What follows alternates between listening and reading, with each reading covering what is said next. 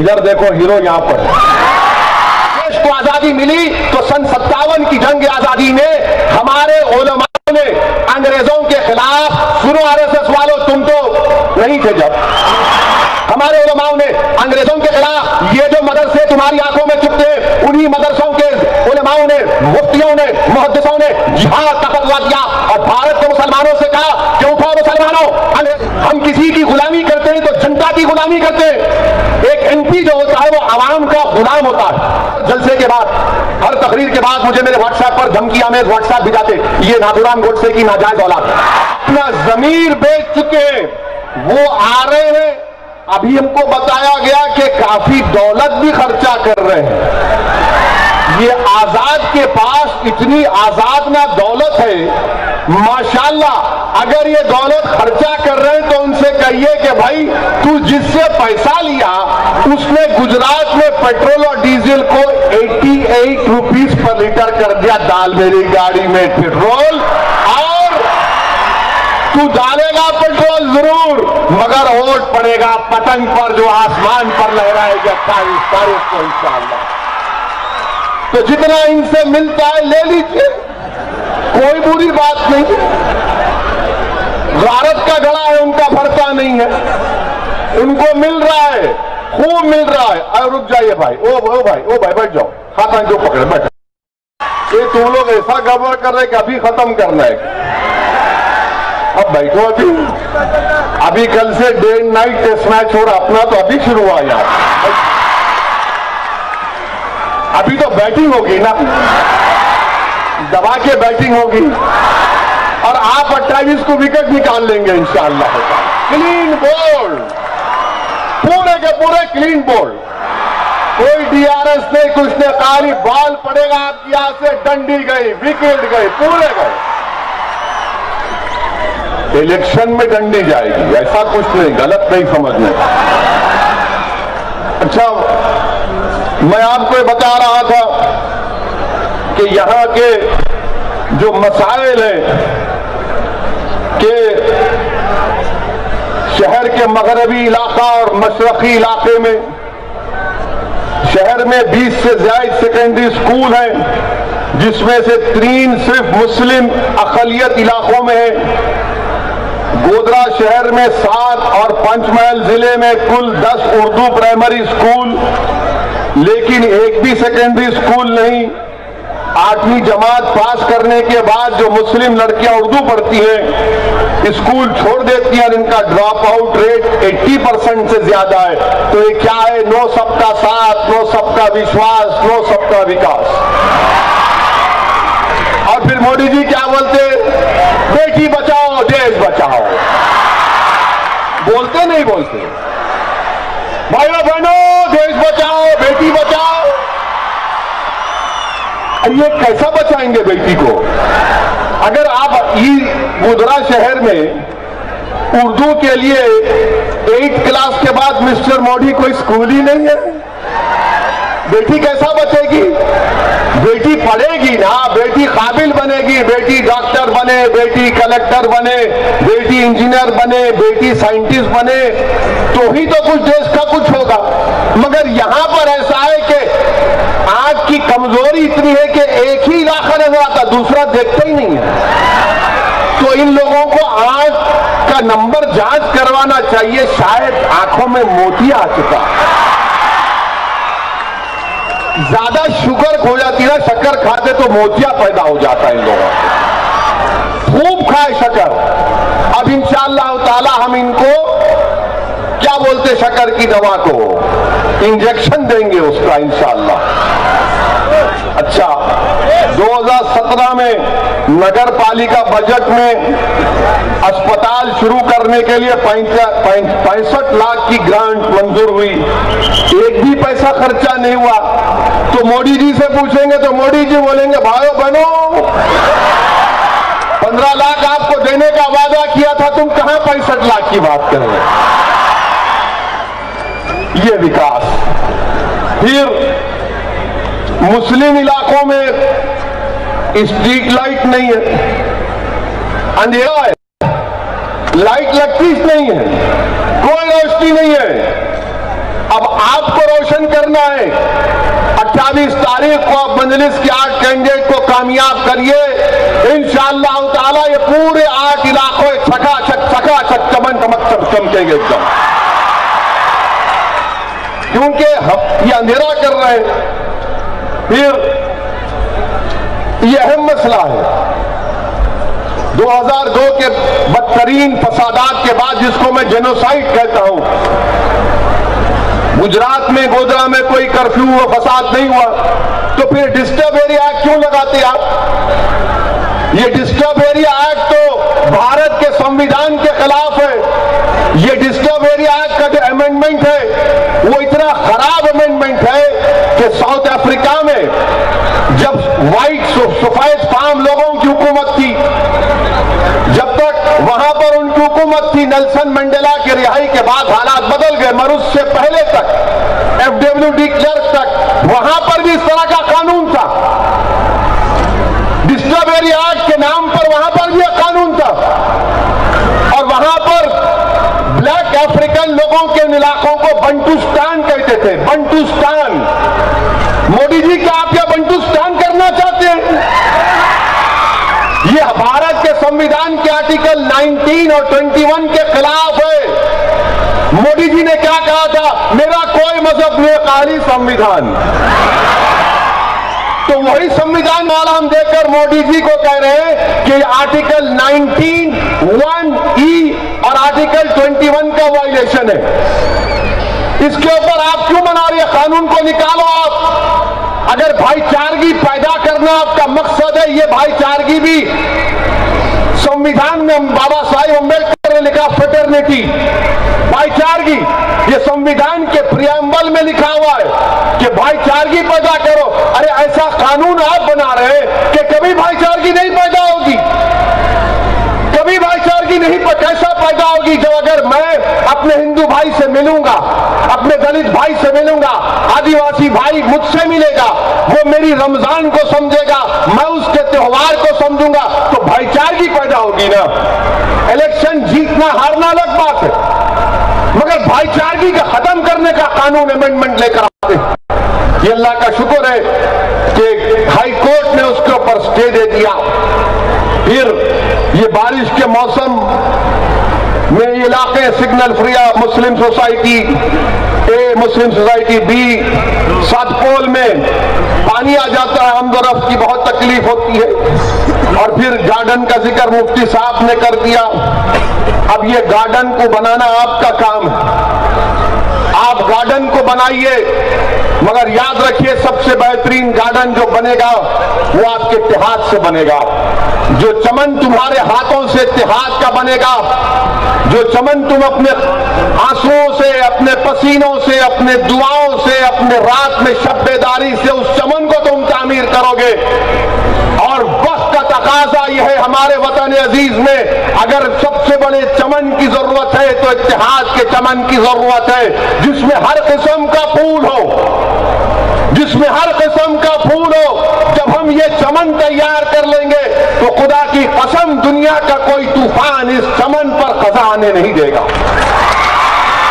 तो मेरे अजीज दोस्तों और बुजुर्गों, फिर ये मैं जिक्र कर चुका हूं कि 2.5 साल हीरो का रोल अदा करते और 2.5 साल विलन का रोल अदा करते हो। ये एक्टर है तुम लोग। अरे यहां क्यों इलेक्शन लड़ रहे? मुंबई चले जाओ, फिल्म में एक्ट करो, हिट हो जाएगी। 2.5 साल आप ये बोलेंगे मैं हीरो हूं, और 2.5 साल के बाद आप बोलेंगे मैं मोदी का हीरो हूं। तो आपको असली हीरो को कामयाब करना है। ये जो 8 उम्मीदवार आपके सामने हैं, मेरी आपसे गुजारिश है कि आप इनका साथ दीजिए, इनको कामयाब करिए। और मेरे अजीज दोस्तों और बुजुर्गों, एक और कानून बीजेपी की सरकार ने बनाया, जिसको GCTOC बिल है, जिसको सदर जमहूरिया ने मंजूरी दे दी। गुजरात ऑर्गेनाइज क्राइम का जो कानून है, उसमें कानून यह बोलता है कि अगर कोई प्रोटेस्ट करेगा, पब्लिक ऑर्डर को डिस्टर्ब होगा, तो टेररिस्ट करार दे देंगे। अगर मैं एहतजाज करूंगा तो टेररिस्ट हो जाऊंगा। मोदी जी तो मोदी जी ने कहा कि आंदोलन जीवी। मैंने पार्लियामेंट में खड़े होकर कहा मैं हूं आंदोलन जीवी, क्या करेंगे। मोदी जी ने हिंदी का लफ्ज उठाकर कहा कि आंदोलन जीवी, और वो क्या कहा, ये पैरासाइट। आप सोचिए, देश के वजीर आजम है और जो उनके खिलाफ आवाज उठाता है, जो कहता है कि नरेंद्र मोदी की हुकूमत किसान के खिलाफ है, आंदोलन जीवी। जो कहेगा कि CAA का कानून संविधान के खिलाफ है, आंदोलन जीवी। जो कहेगा कि 15 लाख नहीं मिले, आंदोलन जीवी। जो कहेगा कि पेट्रोल और डीजल 88 रुपीज हो गया, आंदोलन जीवी। जो कहेगा कि Modi ji disturb areas act article 1921 का वायलेशन है, आंदोलन जीवी। यानी मोदी के खिलाफ वो आंदोलन जीवी है। अगर यही है तो फिर इंशाअल्लाह ताला हम जब तक जिंदा रहेंगे आंदोलन जीवी बनकर रहेंगे। इसमें हमको कोई मायूब बात नहीं। इसलिए मायूब बात नहीं है क्योंकि देश को आजादी मिली, कैसे मिली। देश को आजादी तालियां बजाने से नहीं मिली। देश को आजादी सिर्फ हुक्मरानों के जिंदाबाद के नारों से नहीं मिली। देश को आजादी मिली तो सन 57 की जंग आजादी में हमारे उलमाओं ने अंग्रेजों के खिलाफ, सुनो RSS वालों, तुम तो नहीं थे जब देश की आजादी, सन 57 की जंग आजादी, हमारे उलमाओं ने अंग्रेजों के खिलाफ, ये जो मदरसे तुम्हारी आंखों में चुभते हैं, उन्हीं मदरसों के उलमाओं ने, मुफ्तियों ने, मुहद्दिसों ने जिहाद का फतवा दिया और भारत के मुसलमानों से कहा कि उठो मुसलमानों, अंग्रेजों के खिलाफ जिहाद करो और अंग्रेजों को देश से भगाओ।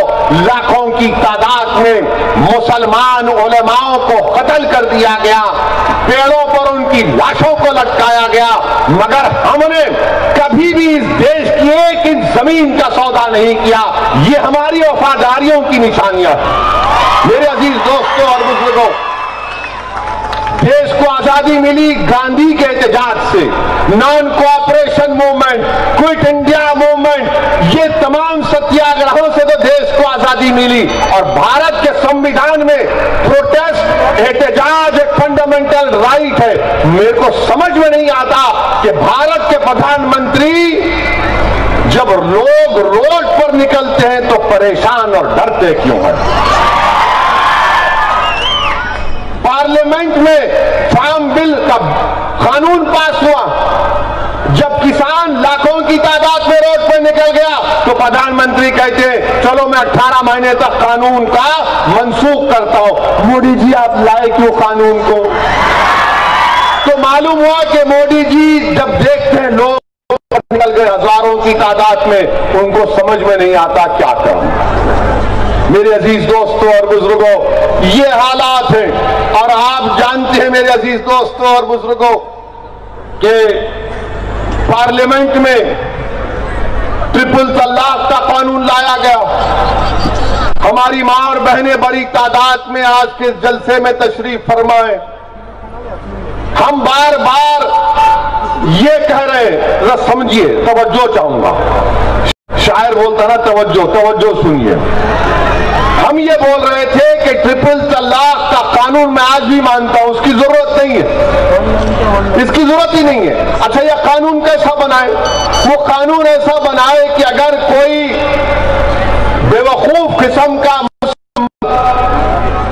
जहालत और इल्म से दूरी की बिना पर वो अपनी बीवी को 3 बार तलाक कह देता, तो कानून मोदी जी का बोल रहा है कि उसकी तलाक नहीं होती, नहीं होती ना, तो वो मियां बीवी है, मर वो उसकी बीवी है। मगर मोदी जी का दिमाग माशाअल्लाह, कोई खरीद नहीं आ सकता।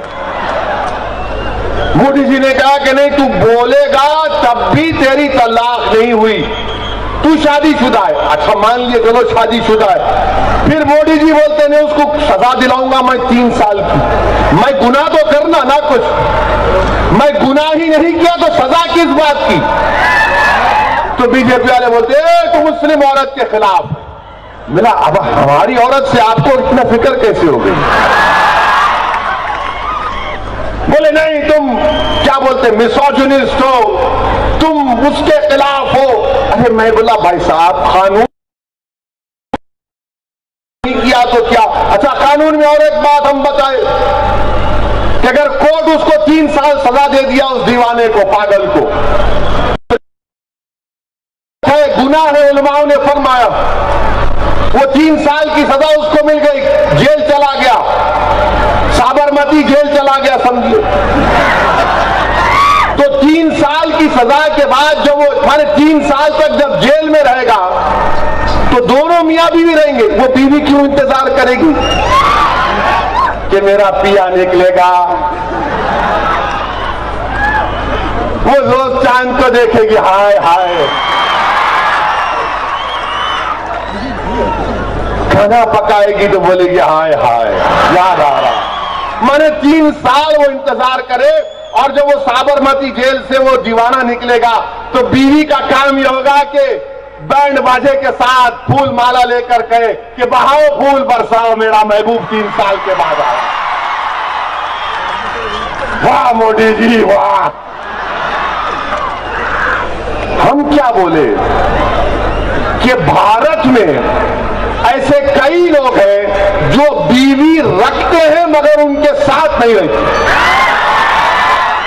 उसको इंग्लिश में बोलते अबैंडनमेंट।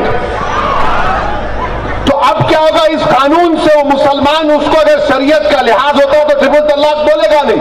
अब उसको मालूम होगा बोला मैं तेरे को बोला नहीं, तू निकल घर से, तू निकल घर से, निकाल देगा।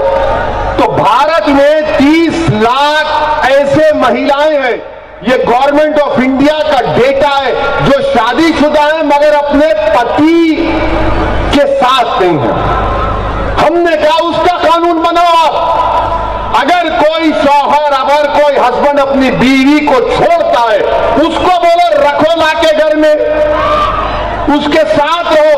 उस औरत को भी तो इंसाफ मिलना ना, मगर वो कानून नहीं बनाए। आप ट्रिपल तलाक पर बना दिए, आप ट्रिपल तलाक का कानून बना, कुछ हुआ? कुछ भी नहीं हुआ, कुछ नहीं हुआ। माशरे की बुराइयां माशरे में बसने वाले लोगों की जहनियत को तब्दील करने से होती है, मगर आपने कानून बना दिया। हमने उसके खिलाफ बोला, एक नहीं 3 बार मैंने मेरी तकारीर पार्लियामेंट की, हमने उसके और हमने ये भी कहा जब मैं तकरीर कर रहा था तो एक साहब बीजेपी के उठ के बोले ओवैसी क्या तेरे को पसंद नहीं है कि मुस्लिम महिलाओं को, उसने कहा कि तुम 2-2 शादियां करते। मैं बोला प्यारे एक में मैं परेशान हूं। हमको मालूम जिम्मेदारी का लिहाज मिला है। आप पलटा के जबान हमारी बहुत खराब है, किसी का कर्जा बाकी नहीं रखते हम। बोलेंगे जवाब आएगा, तुम एक बोलोगे मैं 1.25 शेर बोलूंगा। इसीलिए हम कहते हैं कि ये मामला ऐसा चल रहा है। मेरे अजीज दोस्तों और बुजुर्गों, फिर आपने CAA का कानून बनाया। आप बताइए कि CAA का कानून मजहब की बुनियाद पर बना दिया गया। हम ये कह रहे हैं कि अफगानिस्तान से अगर कोई हिंदू या सिख आता है बराबर उसको दो आप, पाकिस्तान से कोई हिंदू सिख आता है बराबर दो उसको आप, नेपाल से आता है दो आप, मगर मजहब की बुनियाद पर नहीं। क्योंकि अंबेडकर के बनाए हुए संविधान में राइट टू इक्वालिटी है, सब बराबर है, कोई अलग नहीं है, सब बराबर है, इक्वल है, बराबर है। उसके खिलाफ जाता है, नहीं नहीं नहीं आप उनके खिलाफ है। हम किसके भी खिलाफ नहीं है, मगर संविधान के खिलाफ आप काम नहीं कर सकते। पूरे भारत के पार्लियामेंट में हमने दलाइल के साथ मजलिस इत्तेहादुल मुस्लिमीन ने अपनी बात को रखा और मैंने अपनी तकरीर में अपने अख्ताम से पहले मैंने कहा कि जनाब स्पीकर साहब, महात्मा गांधी ने सफेद फार्म हुकूमत के गलत कानून के खिलाफ गांधी ने उस कानून को फाड़ा था। मैं भी आज पार्लियामेंट में उनको फाड़ता हूं और इसको हम रिजेक्ट करते हैं। अब ये जो कांग्रेस पार्टी के लोग हैं वो मेरे को बोले क्यों फाड़े, फाड़ने की जरूरत क्या थी? तो मैंने पूछा उनसे, तुमको क्या तकलीफ, तुम्हारा तो नहीं फाड़ा कुछ, कागज फाड़ा हूं, कानून को फाड़ा हूं, इसलिए फाड़ा हूं क्योंकि गांधी ने सिखाया था, जो तुम भूल गए मुझे याद है। नहीं, तुम ये पब्लिक के लिए किए। मैंने कहा कि हां, पब्लिक के लिए ही करते हैं।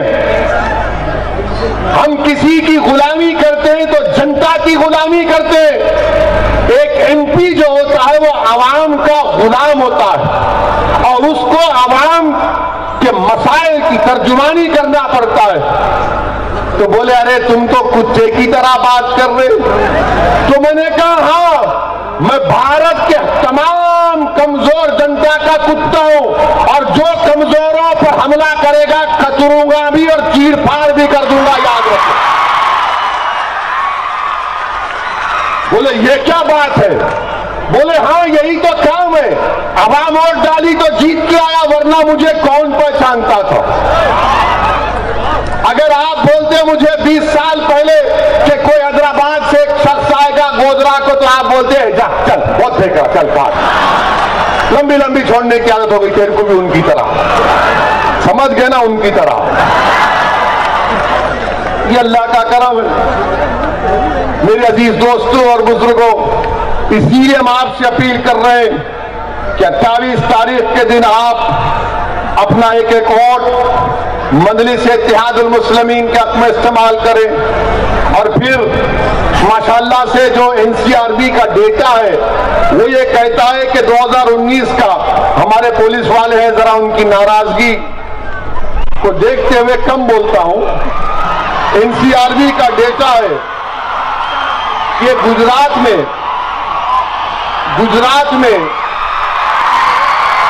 क्या होगा, अभी टाइम है 15 मिनट। गुजरात में कस्टोडियल डेथ जो होती है दूसरा नंबर का स्टेट है, एनसीआरबी का डेटा है। अब आप बताइए क्या हालात है, इसका जिम्मेदार कौन है? तो मेरे अजीज दोस्तों और बुजुर्गों, हमको बार बार हर जलसे के बाद, हर तकरीर के बाद मुझे मेरे व्हाट्सएप पर धमकी आमेज व्हाट्सएप भिजाते, ये नाथूराम गोडसे की नाजायज औलाद है, इनको ना अपने डैडी का पता है ना मम्मी का पता है। तो अब ये तकरीर हो गई, शुरू कर देते। मैं उनसे बार बार कहता हूं कि भाई साहब, मैं इस दुनिया में आया हूं तो एक दिन जाऊंगा इंशाअल्लाह, कोई नहीं बचेगा। अलेक्जेंडर जब दुनिया से गया तो उसने वसीयत की थी कि जब मैं दुनिया, ग्रेट अलेक्जेंडर, कि जब मैं दुनिया से जाऊंगा तो मेरे दोनों हाथों को खुला रखना। लोगों ने पूछा क्यों? तो उसने कहा मैं अलेक्जेंडर द ग्रेट हूं, मैंने आधी दुनिया को फतह किया, मैं दुनिया को बताना चाह रहा हूं कि जब दुनिया से जा रहा हूं तो मेरे हाथ खाली। हम भी जाएंगे, कौन उसमें बड़ी बात है? जाएंगे आप और हम जाएंगे ना। ये दुनिया तो एक मुसाफिर है, आप और हम और आप तो मुसाफिर हैं। कि रहमतुल्लाह अलमीन सल्लल्लाहु अलैहि वसल्लम ने फरमाया कि ऐसा मुसाफिर जो थक कर एक पेड़ के नीचे बैठा है, वो जो दुनिया है वो तो बाकी रहने वाली दुनिया है, तो इस दुनिया से जाना है। इसीलिए अल्हम्दुलिल्लाह मेरे पास कोई सिक्योरिटी नहीं लेता हूं मैं, कोई नहीं। और अगर कोई सुन रहा है उसको अगर ये शौक है कि इसको कुछ करना है तो प्यारे हाजिर हूं, तुम कुछ भी कर सकते हो, तुम्हारा इख्तियार है। मगर मैं जो पैगाम अल्लाह के फजलो करम से, रसूलुल्लाह सल्लल्लाहु अलैहि वसल्लम के सदक़े तुफैल में अहले दिल की दुआओं की वजह से, और मैं जिन नेक लोगों की सोबत में उनके पैरों के पास बैठकर थोड़ा बहुत इल्म हासिल किया, ये पैगाम दे रहा हूं कि जाना तो है मुझे एक दिन, मगर मैं जो सोच और पैगाम देकर जा रहा हूं वो इंशाअल्लाह ताला मेरी इस दुनिया से जाने के बाद भी अल्लाह अपने फजल फजल करम से उसको जिंदा और आबाद रखेगा।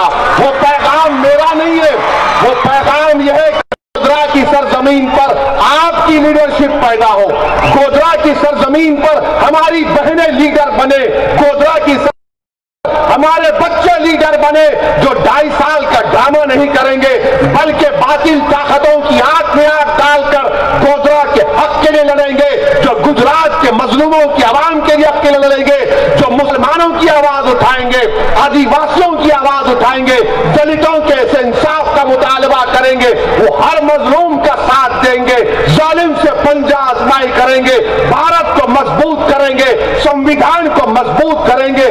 ये मेरी जिंदगी का पैगाम है। अरे मरना तो है एक दिन, कोई नहीं बचेगा, ना मुझे मालूम ना तुम्हें मालूम कि सुबह का सूरज हम देख पाएंगे नहीं देख पाएंगे। इसीलिए नौजवानों, मैं तुमको पैगाम दे रहा हूं जो मैं आपको दे रहा हूं, और याद रखो मैं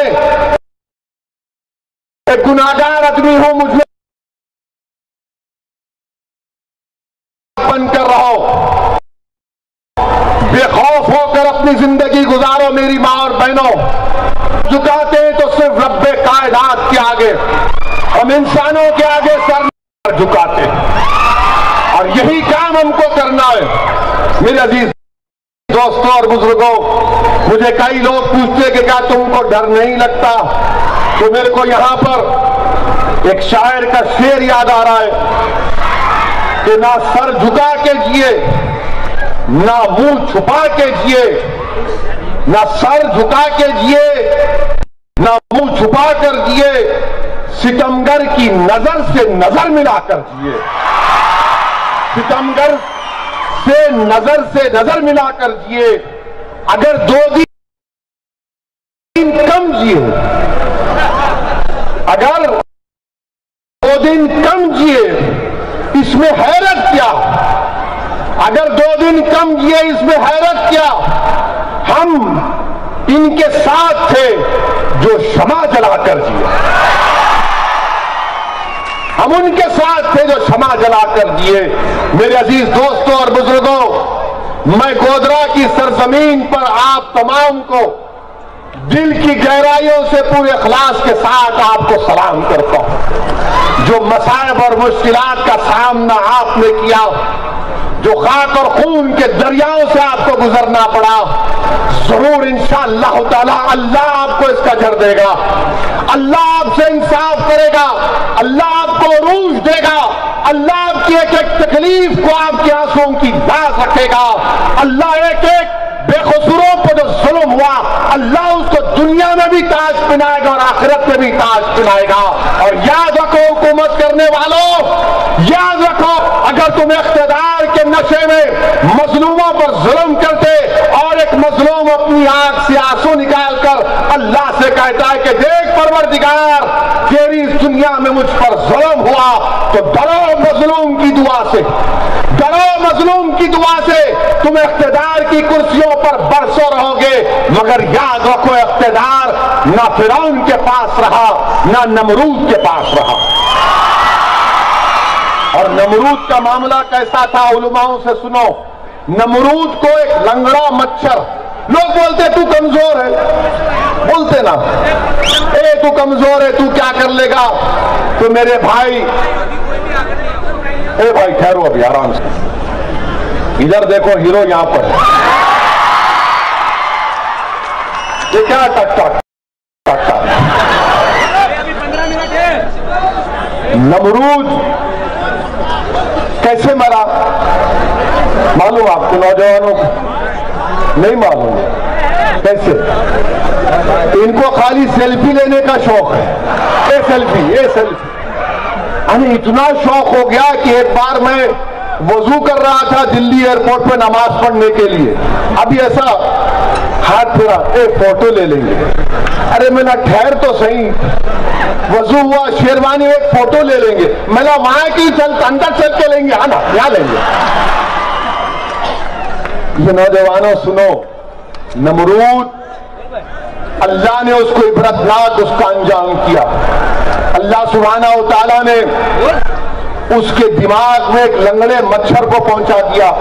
तो जब नमरूद से मिलने को आता था तो नमरूद बोलता कि मेरे से मिलना है ना तेरे को, मेरे दरबार का एक अदब है। बोले क्या है? पहले आकर मेरे सर पर एक थप्पड़ से मारना, उसके बाद मेरे को बोलना बादशाह सलामत। तो इंशाअल्लाह ताला आप देखेंगे, अपने हिम्मत और हौसलों को बुलंद रखिए, डरने और घबराने की जरूरत नहीं है। और हम भी चाहते हैं कि भारत का संविधान मजबूत हो, भारत में मोहब्बत की फिजाओं बढ़े, ये नफरत की फिजाओं का खात्मा हो। मगर जो लोग नफरत की फिजाएं उठा रहे हैं उनको जवाब देना है, उनको बताना है इख्तिदार में बैठकर क्या काम कर रहे हैं। हम गोधरा से भारत के प्रधानमंत्री से अपील करेंगे, मोदी जी किसानों को अपने घर में बुलाकर चाय पिलाइए, उनको बुलाइए, गले से लगाइए। जैसा आप ओबामा आया तो लपटे थे, वैसा इन किसानों से आप लपेट जाइए। ये गरीब हैं, हाँ आप इलेक्शन जीते, मगर याद रखिए वो किसान जो तड़प रहा है, मोदी जी बुलाइए। आप भी तो गरीब परिवार से ऊपर गए हैं ना, किसानों को बुलाइए, उनको बात करिए, उनसे पूछिए। और हम प्रधानमंत्री से ये भी कहना चाह रहे हैं कि मोदी जी कोविड के बाद तो आप कोई फॉरेन कंट्री को नहीं जा सकते, ये जोक है। प्रधानमंत्री नहीं बोले मन की बात में जोक करना, बोले ना कभी कभी। तो प्रधानमंत्री से हम बोल रहे जोक के तौर पर, आप तो 1 ईयर से फॉरेन कंट्री नहीं गए, मोदी जी जरा अपने घर से निकल के सिंगूर चले जाइए, वो भारत का हिस्सा है, हेलीकॉप्टर में चले जाइए, उनको बुलाइए, बात करिए। ये गरीब है। और मोदी जी आपसे मैं मुतालबा कर रहा हूं, ये क्यों जुल्म पेट्रोल डीजल का? आप 38% टैक्स क्यों ले रहे भाई? आप उसको 28% कर दीजिए, 88 रुपीज पर लीटर है। आप बोल दीजिए कि दिल्ली की सरकार मित्रों 10 रुपये कम कर रही है और गुजरात की सरकार 5 रुपये कम कर रही है। देखिए गरीब को कितना फायदा होगा, मगर कुछ फायदा नहीं हो रहा। पेट्रोल बढ़ते जा रहा, डीजल बढ़ते जा रहा, मगर ये जो बीजेपी के चाहने वाले हैं बिल्कुल कुछ नजर नहीं आता उनको। मैं हैदराबाद में अपने हैदराबाद में अपनी गाड़ी को पेट्रोल डला रहा था तो एक बीजेपी के आरएसएस के बड़े सीनियर लीडर आए, वो क्या हुआ इसी इतना महंगा पेट्रोल? बोला मेरे को बोल रहे आप? बोले हाँ। बोला वो देखो पोस्टर। बोले क्या है? बोला देखो तो सही। वो देख के मुंडी पलटा ली। वो देखो क्यों चुप रहे? उसमें मोदी जी खड़े थे।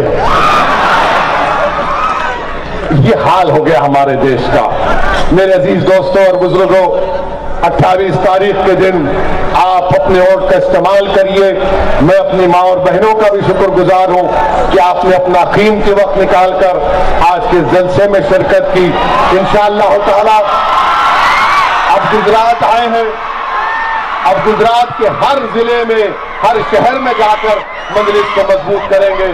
आप तमाम से गुजारिश है कि पतंग को